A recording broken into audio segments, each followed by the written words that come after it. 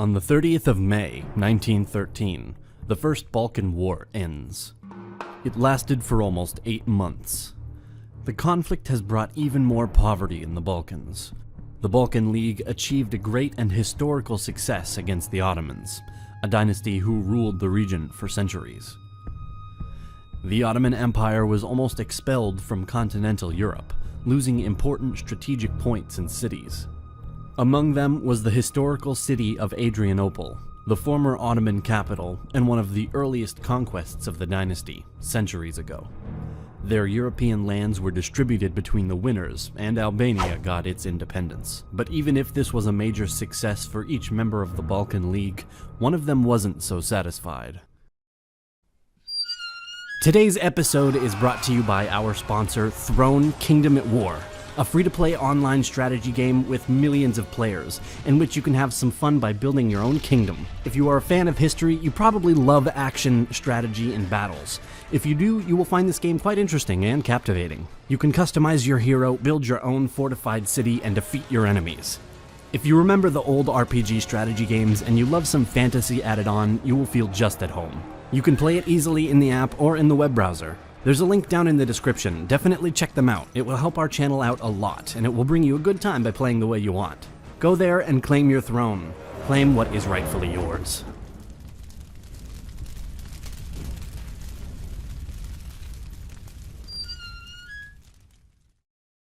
However, the good relations between the victorious Balkan allies quickly disappeared, and this was due to the division of some lands, especially in Macedonia. During the pre-war negotiations that had resulted in the establishment of the Balkan League, Serbia and Bulgaria signed a secret agreement on the 13th of March, 1912, which determined their future boundaries, in effect sharing northern Macedonia between them. During the war, the Serbs succeeded in capturing an area far south of the agreed border. At the same time, a major goal for the Bulgarians was to capture the important port of Thessaloniki, but the Greeks advanced north, occupying the city and establishing a common Greek border with Serbia.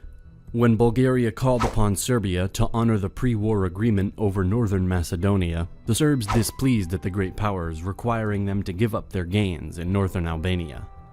But Balkan forces were required to leave the territory of the new Albanian state. These problems ended the Serbo-Bulgarian alliance.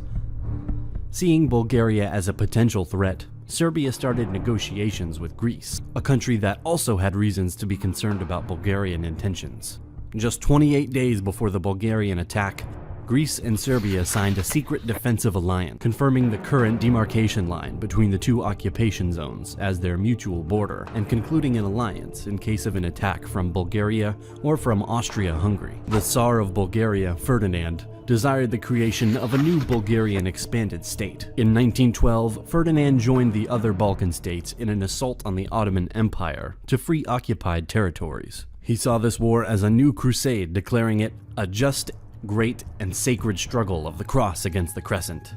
Considering their numbers and their actions, Bulgaria contributed the most and also lost the greatest number of soldiers. The great powers insisted on the creation of an independent Albania. In the original documents for the Balkan League, Serbia and Greece had been pressured by Bulgaria to hand over most of Macedonia after they had freed it from Turkish rule. However, Serbia and Greece, responding to popular protest, said that they would keep the possession of the territories that their forces had occupied. In 1912, Bulgaria's national aspirations, as expressed by Tsar Ferdinand and the military leadership around him, exceeded the provisions of the 1878 Treaty of San Stefano, considered even then as maximalistic, since it included both eastern and western Thrace, and all Macedonia, with Thessaloniki, Edirne, and Constantinople. A big dream for him, seen like a fantasy by others, was to be crowned in Constantinople, but the big plan failed after the Ottomans managed to hold their positions very close to their capital. By doing so, Constantinople wasn't conquered. By mid-June, Bulgaria had become aware of the agreement between Serbia and Greece in case of a Bulgarian attack. On the 27th of June, Montenegro announced that it would side with Serbia in the event of a Serbian-Bulgarian war. One day after, Romania officially warned Bulgaria that it would not remain neutral in a new Balkan war. Russia tried to stop the upcoming conflict, but Russian diplomats realized that the Bulgarians had already decided to go to war with Serbia. As skirmishing continued in Macedonia, and the tension got higher and higher, for many it was clear that a new war is about to begin. On the 29th of June, the Bulgarian High Command, under the direct control of Tsar Ferdinand, ordered Bulgarian troops to start a surprise attack against both the Serbian and Greek positions, without declaring war, and to dismiss any orders contradicting the attack order. It's believed that the Tsar did that without notifying the government. The next day, the government put pressure on the general staff to order the army to cease hostilities, which caused confusion and loss of initiative and failed to remedy the state of undeclared war.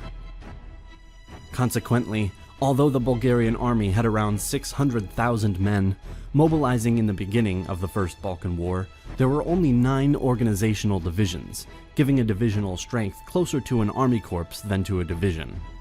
Tactical necessities during and after the First Balkan War modified this original structure.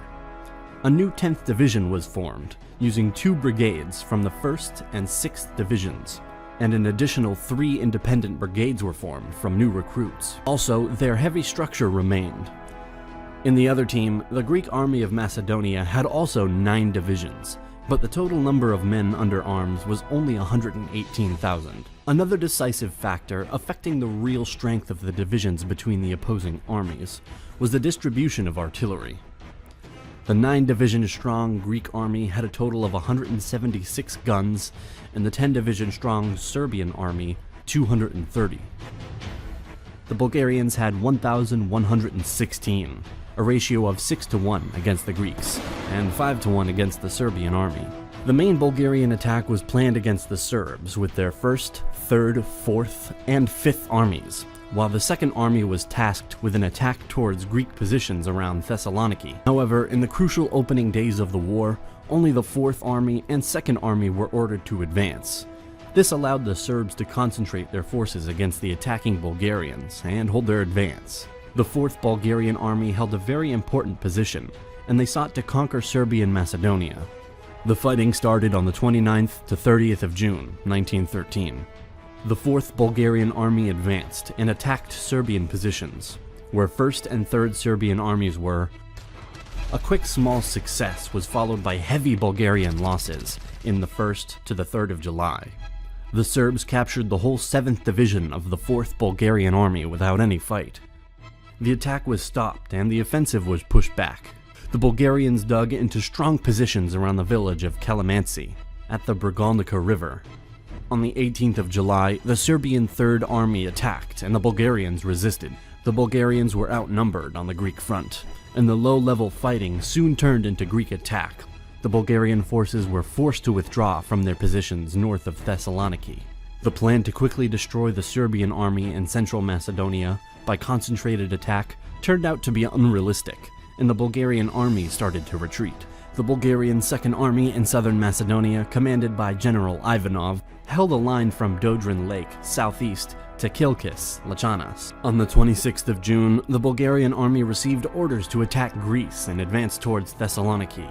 The Greeks stopped them, and by the 29th of June, a general counterattack started.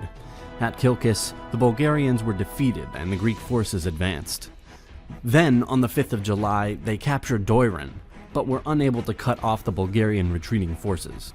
On the 11th of July, the Greeks came in contact with the Serbs and then pushed on up the Struma River. The Serbian front had become static. King Constantine, seeing that the Bulgarian army at his front had already been defeated, ordered the Greek army to march further into Bulgaria.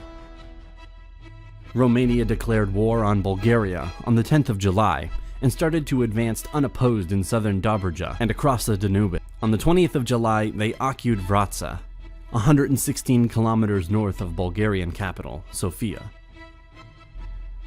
The capital was open to the invader, and the northwestern corner of the country was cut off and surrounded. The Romanian Air Force performed propaganda leaflet drops.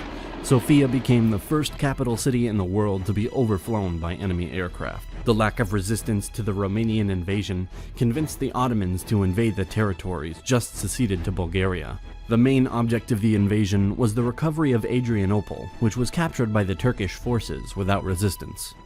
The Ottoman forces carried out atrocities against the Bulgarians in eastern Thrace and expelled nearly all of them.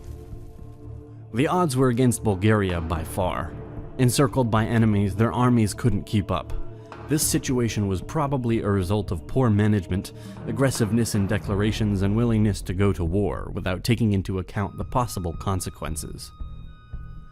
Bulgaria lashed out against its former allies, Serbia and Greece, with exhausted troops and a ludicrously optimistic strategy promoted by its impulsive Tsar Ferdinand. On the 10th of August, Bulgaria, Greece, Montenegro, Romania, and Serbia signed the Treaty of Bucharest. Macedonia was divided. Bulgaria thus enlarged its territory by 16% compared to what it was before the First Balkan War. Serbia almost doubled its size, and Greece expanded with around 68%.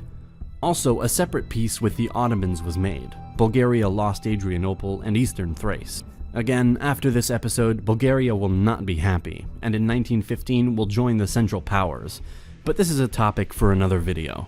A big thank you again to our sponsor, Throne Kingdom at War.